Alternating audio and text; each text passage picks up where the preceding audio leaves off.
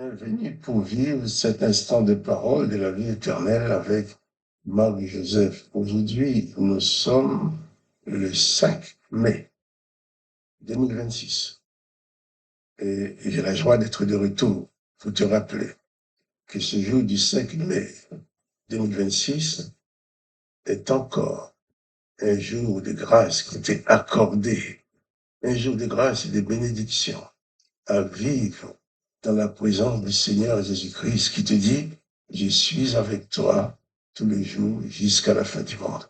Et je dis bien un jour de grâce, et j'aime bien toujours insister dessus. Parce que c'est un jour de grâce pour toi. C'est un jour de grâce pour ceux qui t'ont fait du mal. C'est un jour de grâce que tu vas utiliser pour pardonner, pour aimer, même ceux qui se comportent en ennemis. Un jour de grâce pour toi, un jour de grâce pour ceux qui t'ont blessé, un jour de grâce pour ceux qui ne t'aiment pas, parce que toi, tu vas non seulement les pardonner, ne pas t'aimer, tu vas les aimer. C'est l'enseignement de Jésus-Christ. Seul Jésus-Christ peut apporter dans ta vie cette capacité d'aimer même ceux qui ne t'aiment pas, de pardonner inconditionnellement à ceux qui te font du mal. Un jour de grâce, un jour que tu vas utiliser pour t'installer dans la bienfaisante présence de Jésus-Christ et que tous ceux qui te connaissent puissent trouver en toi également une présence bienfaisante. Parce que, comme nous avons dit hier, si tu laisses Jésus-Christ s'installer dans ta vie en tant que directeur, en tant que maître, en tant que sauveur, il va te diriger, il va te transformer jusqu'à parvenir à son image, en sorte que tu pourras dire, comme lui il a dit, quiconque la vie a vu le Père. Il faut que quiconque te voit puisse voir Jésus. Quiconque ma vie doit voir Jésus dans ma vie, dans mes comportements, mon comportement, dans ma façon de parler, dans ma façon de venir au secours des autres. Un jour de grâce, j'insiste dessus. Parce que si tu es en Jésus-Christ, tu vas passer toute ta vie à pardonner à ceux qui te font du mal. Malheureusement, tu trouveras toujours des gens pour te faire du mal. Dans ce monde, il y a tellement de personnes qui pratiquent le mal, tellement de personnes qui peuvent te blesser, te haïr, qui peuvent te frustrer, qui peuvent te faire souffrir.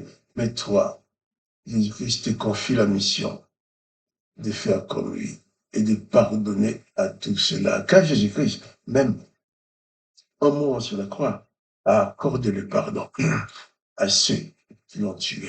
Il n'a pas attendu que sa souffrance soit terminée, mais il leur a pardonné dans la souffrance. J'insiste dessus. Pourquoi? Parce que celui qui ne pardonne pas sera toujours malheureux. Quand tu ne pardonnes pas à quelqu'un, tu deviens l'esclave du mal qu'il t'a fait, parce que tu portes ce mal dans ta vie comme un poison qui peut te ronger la vie pendant des dizaines d'années. Tout simplement parce que tu n'as pas pardonné. Mais lorsque tu pardonnes à quelqu'un, tu prends le pouvoir sur le mal. Le mal ne te domine pas, c'est toi qui le domines.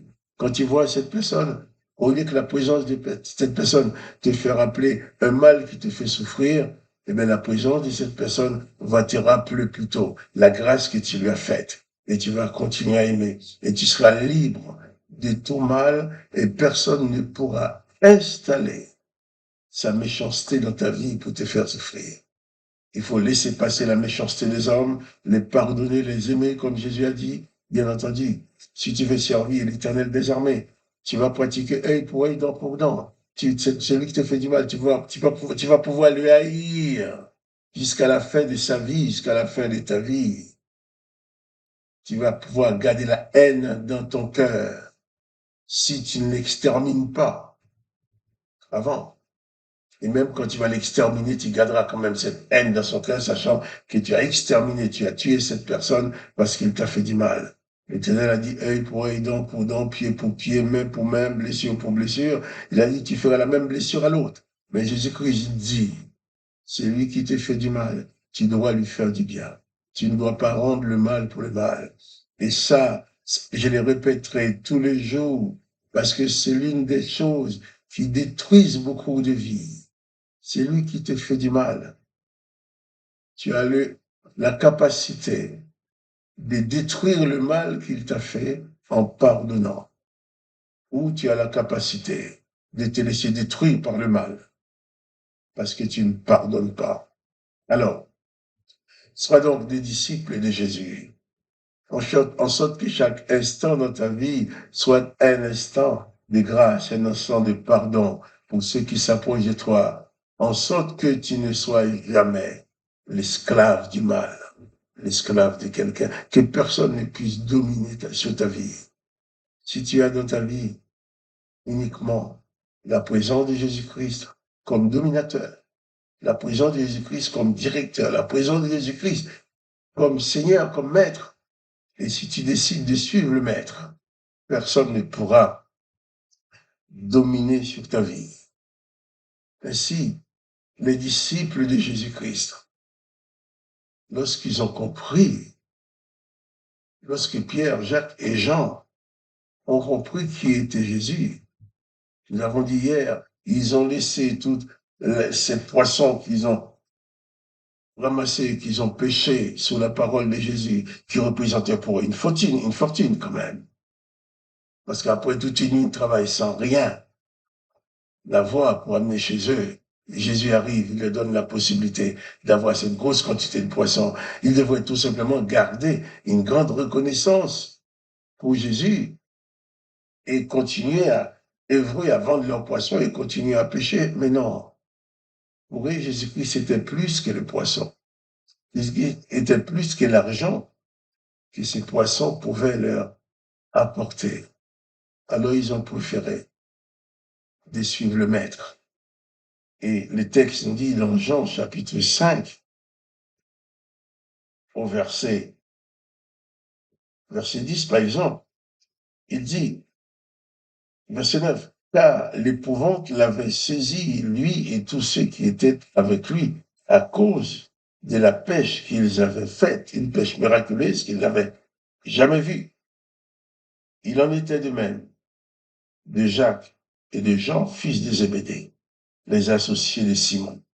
Alors Jésus dit à Simon, ne crains point, désormais tu seras pêcheur d'hommes. Jésus-Christ parlait de la mission qu'il avait déjà décidé à confier à Pierre, de prêcher la bonne nouvelle, de prêcher sa parole, en sorte que beaucoup d'hommes, autant qu'il y a dit des poissons dans son filet, qui ont autant d'hommes et de femmes attirés par sa parole pour s'attacher à Jésus-Christ. Et Pierre ayant compris ça, eh bien, avec ses amis en sortant, ayant ramené les bacs, ayant ramené le bac à terre, ils laissèrent tout et suivent Jésus. Je reviens sur ces textes parce que c'est très important pour toi et pour moi. Quand tu parviens à connaître, à comprendre ce que Jésus-Christ peut faire dans ta vie, dans une vie, même dans la vie de ceux qui sont autour de toi, tu as certainement envie de tout abandonner pour le suivre. Ils ont tout abandonné. Ils ont suivi Jésus.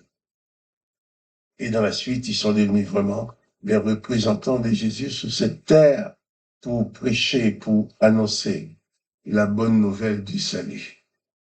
Alors, prends conscience que Jésus-Christ est irremplaçable dans ta vie. Prends conscience que ce que Jésus-Christ peut faire dans ta vie, personne d'autre ne peut le faire. Et attache-toi à lui. Et tu verras, ta vie ne sera plus la même.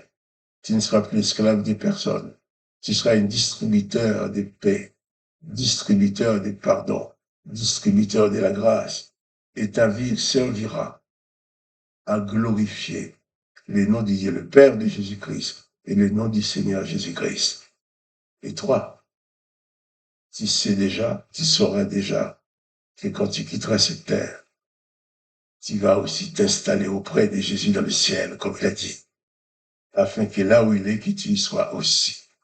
Alors que le nom de Jésus-Christ soit béni, le nom du Père soit béni, que toi tu sois béni. Et quant à moi, Marc-Joseph, je te dis, à demain pour les paroles de la vie éternelle.